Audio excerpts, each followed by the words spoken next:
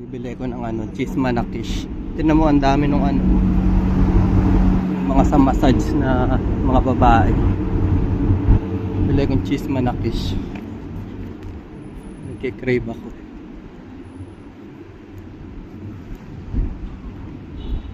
Naman to. Cheese manakish. Daming mga dito, mga restaurant na Pilipino bubuksan.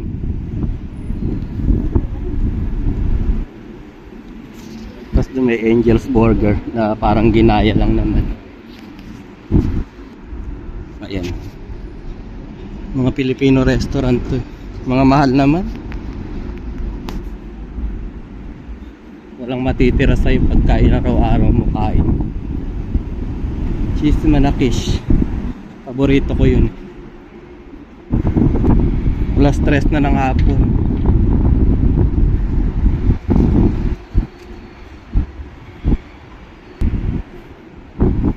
Cheese manaki. Ang lamig sa piscine. Ito naman Pakistani restaurant yan. Doon ako sa may Arabic na restaurant. Bakery, cheese manakish. Bukas pa kaya yun? Nasaan na ba yun? Mga Indian Saan na ba sa cheese manakish? Eto.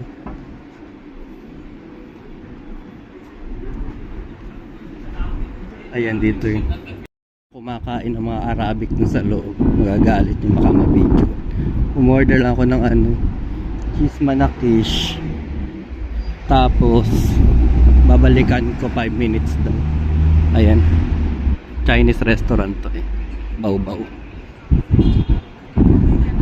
Dragon baw-baw pala. Punta ako dito sa may barcode, yung parang yung mga signature na damit na may konting problem. Tapos bibenta ng medyo mura eh. Bukas kayo.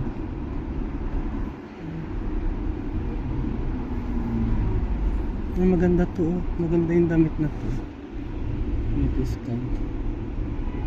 Ano tawag dito? After 5 minutes daw. Yung mga lakos doon. Magkano naman kayo?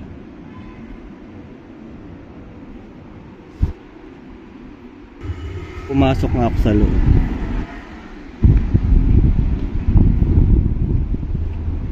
Sarado, nag-break siguro si ate. May discount pa pala. Barcode. Ayun, may mga lakos dun sa dulo. Ewan ko, kita ba? Lakos yung mga damit. Kan ko na nga yung cheese manakish. Ito ba yun? Ito nga yan. Tapos siya siguro. Kung saan ako nagsuot. Tapos na kaya yun. Dito nga.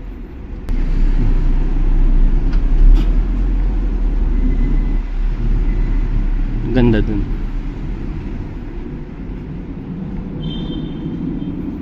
Cheese manakis. Ang laki ng katawan ng kahero. Baka umbagin ako. Nandito ako sa labas. Yung mga tinapay. Hintayin ko na lang. Ito na yung cheese manakis. Hindi mo nilagay sa plastic. Sabi ko pengin plastic ko. Lagay ko na lang sa plastic. Tinali ko para hindi kagad lumamig. Sa opisina ko kakainin. Pabalik na ako. Uwian ng mga estudyante. Alas 3. Tumawid na nga.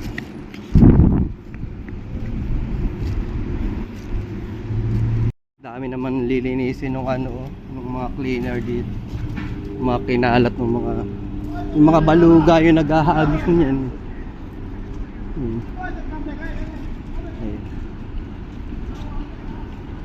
Minsan nilalagay sa may sa may kotse. Pero minsan iniiwan lang dyan sa daan, nahagis-hagis lang nila para ba maubos.